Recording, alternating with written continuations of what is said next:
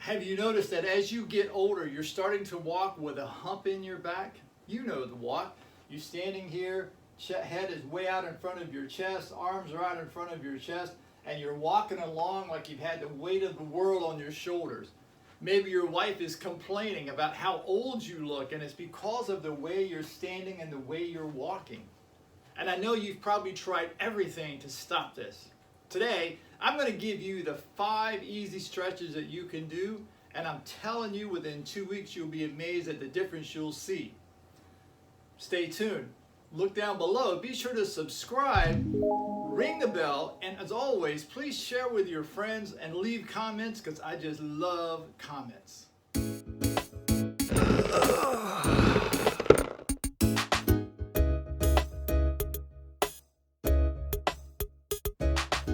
How many times when you've gone to get help from bending over that one of the first things they teach you is how to get in the doorway, put both arms on each side of the doorway, and either step through or lean through to force the chest to open wider. Or maybe if you're really bad, they set you in a chair and had you to do the W where you're bringing your arms back behind you. So here's a little test with that. Sit in a chair, put your arms in the W, bring your arms back. Do you feel the muscles between the shoulder blade squeezing? All right, so if you feel that, that is strength training. That is not stretching, okay? For you to be able to go from here to here is not a point of using the muscles on the backside to pull you up, all right? The point here is to let the muscles on the front side be loose enough that you stand up with no effort. And that's an easy thing to do. This will not get you there, and neither sitting in a chair doing this. But in stretches 1 and 2, I'm going to show you on the chest, will get you there. Number 1, we're going to put one arm on the door, okay? And the point here is we want to stretch the larger chest muscle here called the pectoralis major, okay? What we're going to do here is we're going to use our feet, and then with our feet, we're going to use our feet to rotate the body. I'm not going to twist because if I twist my body like this, I'm going to get a cramp here. And if I push forward, I'm going to feel pain on the backside of my shoulder. We're not forcing this. We're not pulling taffy here. We're releasing the tension in the muscle area here. You don't have to feel pain here either. That's another thing. Everybody thinks they need to feel pain. You do not have to feel pain. In fact, I don't want you to feel pain. If you feel pain, stop. But arm is here. This is level here. Use your feet and slowly rotate. I don't care how far you go. I want you to go just far enough you start to feel a little pull here. Breathe out, and you're only going to hold it for 5 seconds. And the reason for the 5 seconds is every muscle has a stretch reflex that the brain engages when it thinks you're in trouble. Okay? If you go beyond 5 or 6 seconds, the brain will engage that, contract this muscle, and make it more difficult and want to pull you back. All right? So it's a 5-second hold. Again, use your feet, rotate, stretch from here, breathe out as you're stretching through, and then you're going to repeat this 10 times. Now, the repetition is to actually show the brain that this movement is safe. Once the brain knows that, you can do it. Think about this. If your brain knew that every day you went home and got up, did a split on your floor, and you went out and somebody said, "Can you do a split for us?" you wouldn't even think about it. But if you don't, and somebody asks you to do that, your brain would freak out. Why? Because it knows it will hurt yourself. Don't do that. Now, we want to do the outside muscle, which is really causing the shoulder to round in more than anything. And actually, sometimes you'll see people, they'll walk with their palms facing backwards, okay, instead of sideways. This same muscle does the same thing. As the muscle here gets tight, it literally rounds the arm in, but you see how my shoulder rounds in here? Take your arm, elbow in the doorway, put the hand behind your head here. Same movement as stretch number 1. Use your feet, rotate. You start to open up the muscle here. Breathe out as you stretch. Hold it for the 5 seconds. Repeat it 10 times. And what that does is That takes the shoulders from rounding in this way to easily let them just stay here with no effort from you at all. First thing we have to do is we have to unlock the two muscles here on the front of your neck. This is not only going to help you in holding your head up, but will help you in the rotation of your head as well. Take both of your hands, the palm of your hands, place them on your chin, take a couple of seconds and literally feel the weight of your head in your hand. Now, I don't want you to use your neck muscles here, and I want you to have a support to your back so that you don't raise back with your back, because all I want moving is what's on the front of your neck here. So have a back support on the chair. Take your hands and slowly pull the head up this way until you begin to feel a little tension in here. Stop, maintain that pressure, breathe out as you're stretching, and then allow the tension in the muscle to start to release for 5 seconds. Release it, come back down, repeat that 10 times. If you look at it from the side, it's going to look more like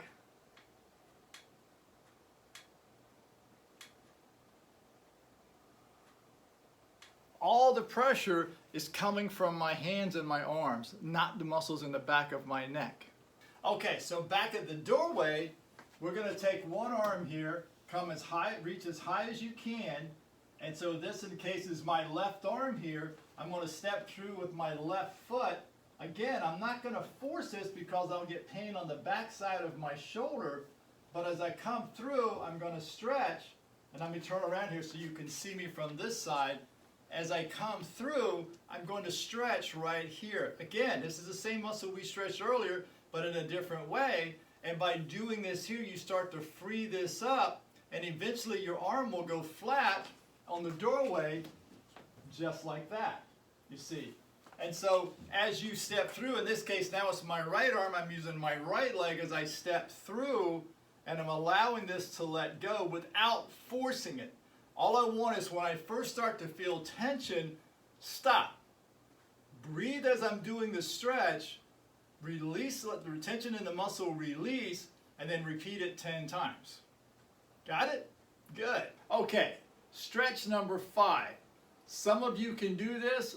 If you have bad knees, you may not be able to do this, but if it hurts your knees a little bit, you can put a pillow under your knee, and what you want to do is get down on the one knee here, and have your foot out in front of you. You're going to keep the torso nice and straight, and as you lean forward with this, you're going to feel the stretch on the hip, but the leg is going downward on the other side. So in this case, this is my right leg, it's my left leg that is down, so the left hip, I'm going to feel the stretch here, but I want to keep my torso forward. Now I always do this next to a bed, next to a small table, just for balance purposes, just to make sure you don't fall down, but you're going to lean forward like in a lunge. When you lean forward in the lunge, when you get as far as you can go, your knee should be directly over your ankle here. If your foot can go beyond that, this foot is too far back. And if you can't reach it, the foot is too far forward. Readjust so that when you get as far as you can go, your knee is directly over your ankle here. Again, you're going to breathe out and you're going to allow the tension, in this case my left hip, to release. I'm not pulling this like taffy. I'm just letting the tension release in that hip. And I stop and I come back. I'll do that 10 times and then I'll switch legs and go the other way. If this bothers your knee, or if you had a knee replacement in some cases, you cannot do this, but if you can try a pillow, see if the pillow helps with you. If that helps you, then this works really good to get the lower part of your body there. If you cannot do that, one of the things that you can do here is you can lay on your bed or on the floor, come up onto your elbows like this, you're leaving your hips flat on the floor, and as you do that, you'll start to stretch the lower abdomen part of your body and into the hips themselves. This is a place to start. Now as you get a little bit stronger, you can start to lift yourself up more and more like this, but I would just begin here to see what you can do with that. The biggest thing to remember here is that the cause of your humpback is not from the backside of your body, and I realize that's where everybody else goes, but that's how we're taught. you go to the site of the pain to treat the pain. And so is the objective to stop the pain, or is the objective to actually get you to walk in a healthier, better posture than what you're doing?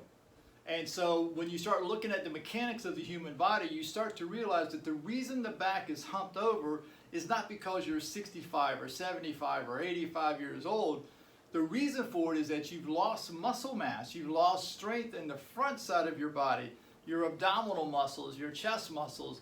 And so over time, those muscles have tightened on you to try to protect you, and it's caused your body to hump over.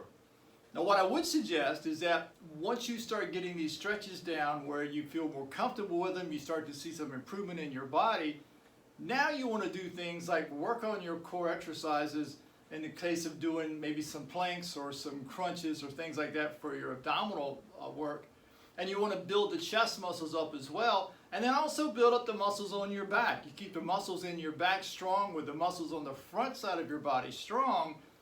Now you can hold your spine in a straighter position, giving you less issues like bulging disc, herniated disc, pinched nerves. Those things can really help. And what people don't understand is that when you strengthen your abdominal muscles, you also allow the rib cage to stand up taller the way it's supposed to. You take pressure off the digestive system, pressure off the respiratory system, and even pressure off your heart. So these are things that you can do that can really change your life. I would suggest doing them every day, the stretches. Just think of a dog or a cat. Every day they stretch several times a day, and nobody has any special place for them. They don't wear special clothes. They don't have special equipment. All they do is get on the floor and they stretch. You too can do the same thing. And if in the beginning you can't get on the floor, start on your bed. Make it easy. If you feel pain, make sure you check with your physician. Stop what you're doing. Make sure you do that. Otherwise, don't force it. It's not about the pressure. It's about teaching your brain that the movement is safe. And once your brain sees that, it'll change. As for now, see ya. And oh, by the way, don't forget to subscribe, ring the bell, share with your friends if you have any that this will help. And as always, don't forget, send me comments, ask questions. I'm always here to help. See ya.